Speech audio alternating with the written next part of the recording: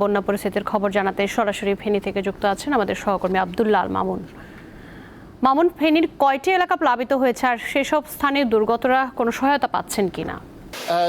আপনি যেমনটি বলছিলেন যে ফেনীর ফুলগাজী এবং পরশুরামের 10টি গ্রাম প্লাবিত হয়েছে। গতকাল মুহুরী ও কহুয়ার যে বন্যা নিয়ন্ত্রণ বাঁধ আছে, বাঁধের 5টি স্থানে ভাঙন দেখা দেয় 10টি গ্রাম প্লাবিত হয়। এই গ্রামগুলোর ফসল বিভিন্ন ধরনের ফসল এগুলো ভেসে গেছে।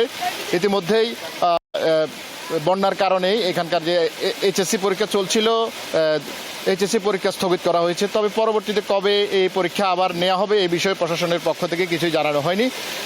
আজকে দুপুরে পানি সম্পদ প্রতিমন্ত্রী জাহিদ ফারুক উনি এই বন্যা কবলিত এলাকা পরিদর্শন করেন। তার সাথে ফেনী 2 আসনের সংসদ সদস্য আলাউদ্দিন আহমেদ চৌধুরী, নাসিম ও ফেনী জেলা প্রশাসক শাহিনা আক্তার সহ প্রশাসনের ঊর্ধ্বতন কর্মকর্তাবৃন্দ তারা ভাঙনস্থল বন্যা কবলিত এলাকা পরিদর্শন করেন এবং দুর্গতদের মাঝে ত্রাণ বিতরণ করেন।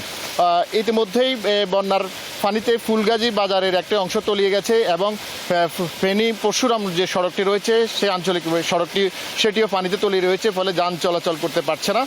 তো এখানকার যে মানুষের প্রতি বছরই এখানকার 122 কিলোমিটার বন্যা নিয়ন্ত্রণ বাঁধ, এই বাঁধের বিভিন্ন জায়গায় ফাটল এবং ভাঙন দেখা দেয়। ভাঙনের ফলে বিস্তীর্ণ এলাকা তলিয়ে যায়, মানুষের ঘরবাড়ি সহ ফসলি জমির ফসল তলিয়ে যায়। কিন্তু এই ভাঙন রোধের জন্য অর্থাৎ এই বন্যা নিয়ন্ত্রণ বাঁধটি নতুন করে নির্মাণের জন্য এলাকাবাসী দীর্ঘদিন ধরে দাবি জানিয়ে আসছিল।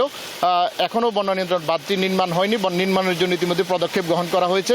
বন্যা নিয়ন্ত্রণ বাঁধটি যদি নির্মাণ হয় তাহলে এলাকাবাসীর যে দীর্ঘদিনের দাবি, তাদের এই এলাকার যে এই দুর্গতি, তাদের এই যে কষ্ট, এই কষ্ট থেকে তারা রেহাই পাবে।